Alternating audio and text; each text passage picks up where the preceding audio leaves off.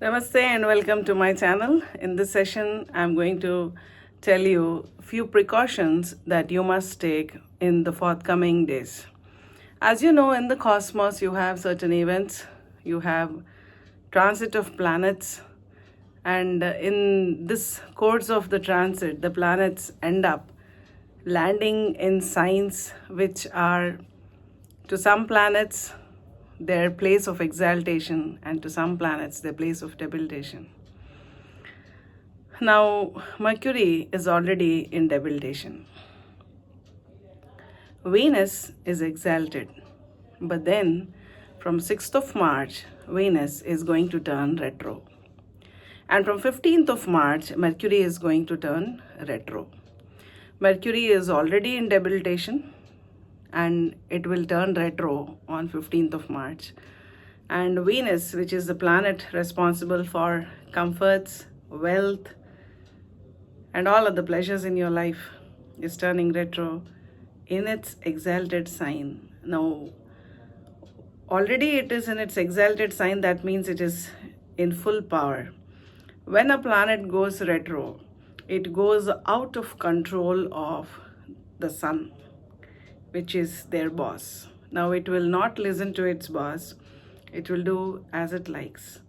So, what would be the effects of these these transits and then the retrogradation? Those of you who are not running the dasha of Mercury or Venus will not be troubled much. In your Antardasha or Pratyantar Dasha, if Mercury or Venus is there now, then you will face problems. What problems will you face? Generally, Mercury is a planet responsible for communication, documentation, business. So, if it is going into debilitation, it is becoming weak. That means these aspects will become weak. You may have problems with gadgets. If you have a laptop, a mobile phone, of course, all of you would have. These might require a repair or they might completely go off. You may have to change it. Similarly, Venus in general it represents all comforts, wealth, relationships. So when it goes retro, there will be a correction in your relationships. You may ponder on a point whether this relationship is something that you should continue with, or you should focus more on yourself, or something better is in store for you. So there would be a correction with respect to relationships. Specifically for each one of you, what results these transits and the retrogradation will give will depend upon the lordship of those planets. For example, if you are an Aquarius Lagna, if you are Aquarius ascendant, then Mercury will be your 5th lord and the 8th lord. So aspects connected to 5 and 8, your love life, your business, anything unexpected, hidden aspects, legacy, inheritance, wealth from in-laws, in all these aspects, there will be a downgradation actually. And when it goes retro, there will be a correction required. So also gadgets also might require a repair or they might need a replacement. Similarly, you have to check what is your Lagna. If you talk of a Capricorn ascendant, then Mercury is the 6th lord and the 9th lord. 6 represents argument, 6 represents rogam or disease. So when the 6th lord is going into debilitation, it is becoming weak. So there are two schools of thought. Some people say when you have a 6th lord going into debilitation, it is becoming weak, so it will not be capable of causing any disease to you. But 6th lord is also the 9th lord for Capricorn ascendant. So the Bhagyadipati is going into debilitation, so there won't be any fortune favoring you. So depending on your experience also you have to analyze.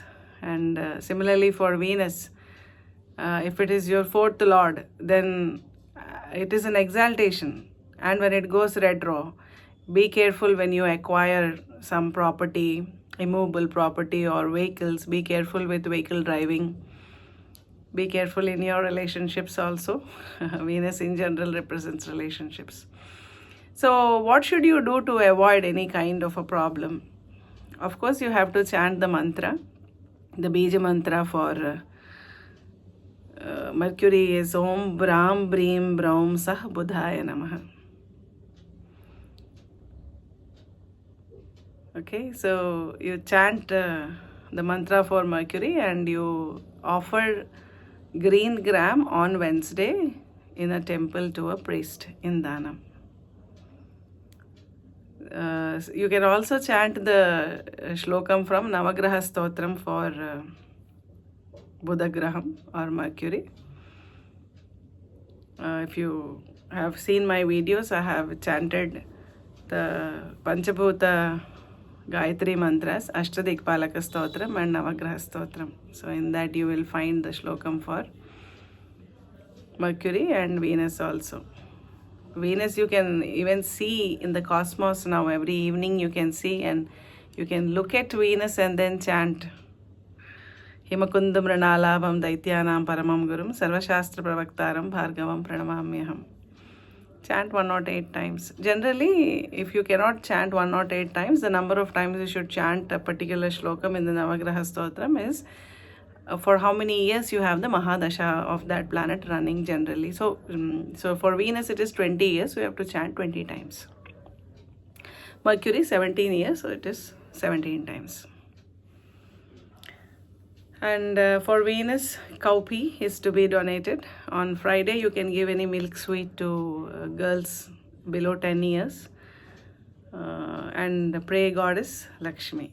Lakshmi Gayatri Mantram also I have posted on my channel. I have also posted Mahalakshmi Ashtakam.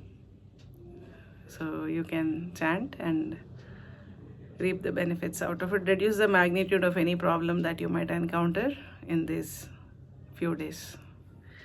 Thanks for watching. Do subscribe to my channel if you are new. You can see there is a diversity in the content that I post. It is not confined to one aspect. So there are several things that I cover. And what I would present on which day is not known to me. Whatever comes to my mind, all of a sudden I come online and then I record a video and then I immediately post it. You might have seen there's not much editing also. There's no one to edit. I do it myself. So I don't put much effort in editing the videos. They're raw, taken in a single shot and then posted. So if you like, you mention that and pass it on to your friends and relatives, whoever might be interested. And yesterday I shared my website also. Please share the link also among your friends and relatives. Thank you.